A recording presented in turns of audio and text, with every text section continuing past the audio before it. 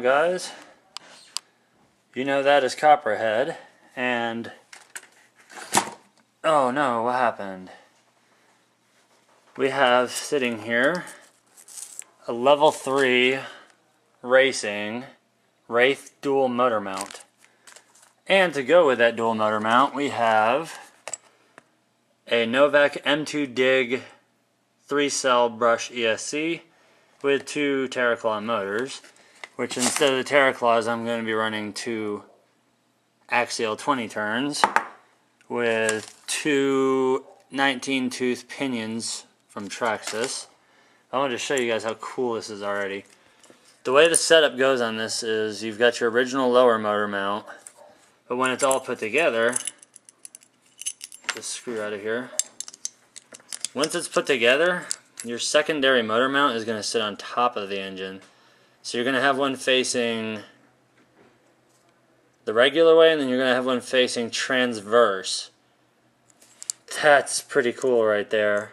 And later on, after I get this transmission done, I will show you guys the progress on the Green Hornet, or what I'm going to call, I think better, the Riddler, because it does look like the Riddler chassis. But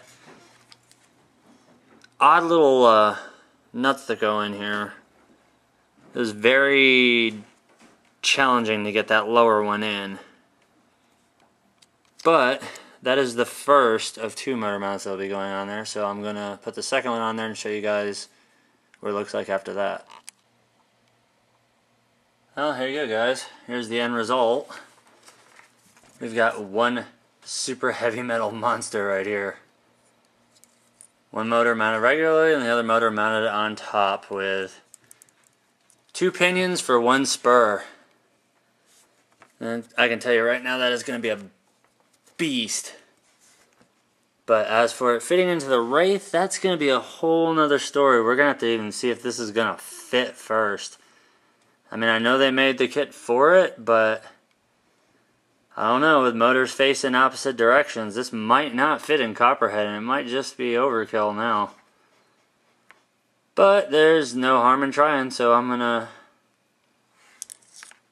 mount this back up to the skid plate, which is now, this truck's going to weigh probably about 15 pounds, because there's at least 1.5 pounds right there with the dual motors. Hopefully that's going to be enough for the stock transmission screws to hold up to. But there's only one way to find out, and that's to bolt it up and see what happens. Of course, I've got to put that M2 in there as well, which that's going to require extensive soldering and blah blah blah blah blah. So we'll see where that takes us. But for now, that's the level 3 racing dual motor mount level 3 dual motor mount system for the axial Wraith. I'm going to put the drive shafts back on and mount this back up in the truck. Alright, guys, I've sat here and I figured out real fast that with the dual motor mount level 3 racing, that it doesn't quite fit in the Wraith body stock. So what I had to do, I had to take my little bracket for the receiver box and everything, and I had to cut off that much of it just so that the front motor would clear. Now, the good news about it is, with that done, I can still slide my receiver box up under here, and it'll still fit in there, and everything will still be all good deal closing the hood down, because the cowl's in the center. You won't even know it's there. But now the problem that I'm running into, oh god, number one, besides it weighing like 5,000 pounds, this M2 dual unit, didn't realize it when I got it, but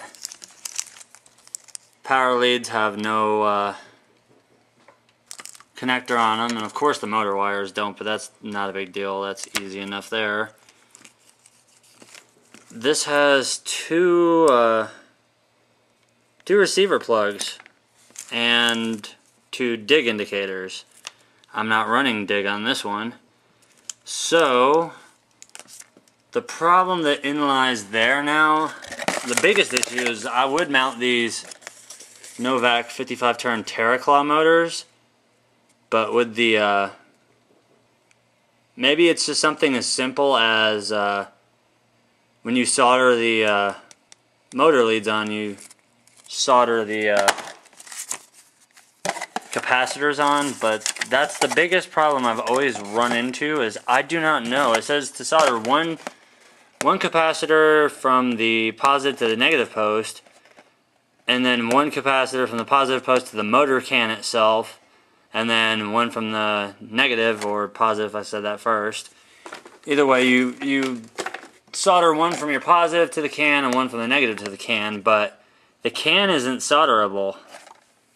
Like on any of these, there's nowhere on here that I can solder on to the can of the motor itself. So somebody out there who's a little bit more experienced in soldering and running these capacitors on there would like to explain to me how that works. I'd be more than happy to listen, and hopefully that way I can install these 55 turn Terraclaws, because I have a feeling that dual 20 turns on there is going to be a bit too extreme. It's going to be a battery drainer really fast. So if there's anybody out there that's done this before, and you can easily point out, because I'm still a noob when it comes to soldering. I don't do soldering. I build and I try to go for the bolt-on stuff. So if you guys can help me out on that one, that would be awesome. That way you guys can actually see Copperhead in action finally, instead of it just sitting on the shelf with its badass cut TSL boggers, which I do still have a set of 1.9 boggers that I have to cut and install on Two-Face, which are 1.9s. They're 1.9 Interco TSL boggers, but they are a very tall tire, which makes them nice, which will give that thing a bigger wheel stance. And I still have all the stuff over there to do the wrecker boom on the Lizard Lick truck. And of course, I'm nowhere near done with the Riddler over there. I mean, it's a running truck as of right now, but I still have some things I need to do to it. I believe right now I've got a 55 turn? Yeah, I've got a 55 turn Venom Fireball modified in there with a Venom waterproof 60 amp ESC. So I also have the G-Made buggy still coming, and of course the Axial Exo, where I have the Surtex Club Race ESC and brushless 3-pole, I believe, censored motor, or censored or sensorless brushless 17.5 turn race motor. But I really want to get Copperhead done and get the Riddler done, so they're both out in the trails together. Hell, I want to get all of them done. That way I can have just a massive jamboree. I don't know how that's going to work, seeing how most of them run off of this DX3C. But as we go over here and close down shop for the night, I leave you with Copperhead.